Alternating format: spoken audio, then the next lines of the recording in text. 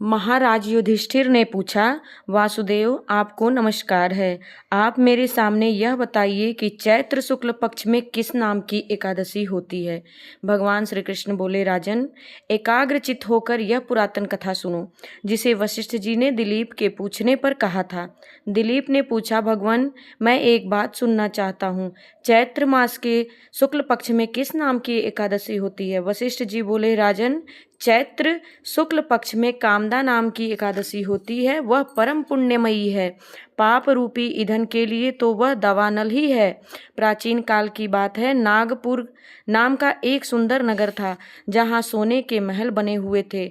उस नगर में पुंडरिक आदि महाभयंकर नाग निवास करते थे। पुंडरिक नाम का नाग उन दिनों वहाँ राज्य करता था। गंधर्व, किन्नर और अप्सराएं भी उस नगरी का सेवन करती थीं। वहाँ एक श्रेष्ठ अप्सरा थी जिसका नाम ललिता था। उसके साथ ललित नाम वाला गंधर्व भी था। वे दोनों पति पत्नी के रूप में रहते थे। दोनों ही परस्पर काम से पीड़ित हो रहा करते थे। ललिता के हृदय में सदा पति की ही मूर्ति बसी रहती थी और ललित के हृदय में सुंदरी ललिता का नित्य निवास था। एक दिन की बात है, नागराज पुंडरिक राज्य सभा में बैठकर मनोरंजन कर रहा था। उस समय ललित का गान हो रहा था, किंतु उसके साथ उसकी प्यारी ललिता नहीं थी।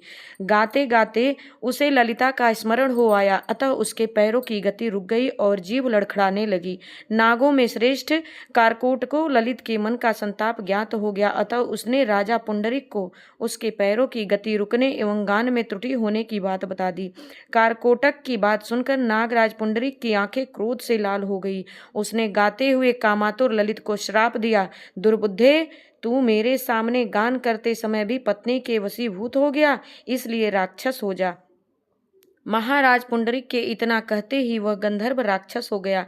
भयंकर मुख, विकराल आंखें और देखने मात्र से भय उपजाने वाला रूप, ऐसा राक्षस होकर वह कर्म का फल भोगने लगा। ललिता अपने पति की विकराल आकृति देख मन ही मन बहुत चिंतित हुई, भारी दुख से कष्ट पाने लगी। सोचने लगी, क्या करूं, कहाँ जाऊं, मेरे पति पाप से कष्ट पा रहे हैं। वह रोती हुई घनी जंगलों में पति के पीछे पीछे घूमने लगी।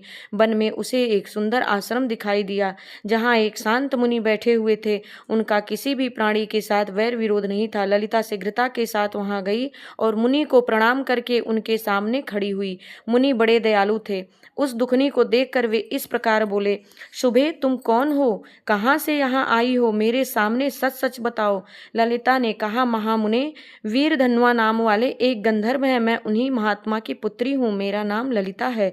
मेरे स्वामी अपने पाप दोष के कारण राक्षस हो गए हैं। उनकी अवस्था देखकर मुझे चैन नहीं है। ब्राह्मण, इस समय मेरा जो कर्तव्य हो वह बताइए। विप्रवर, जिस पुण्य के द्वारा मेरे पति राक्षस भाव से छुटकारा पा जाएं, उनका उपदेश कीजिए। ऋषि बोले, भद्रे, इस समय चैत्र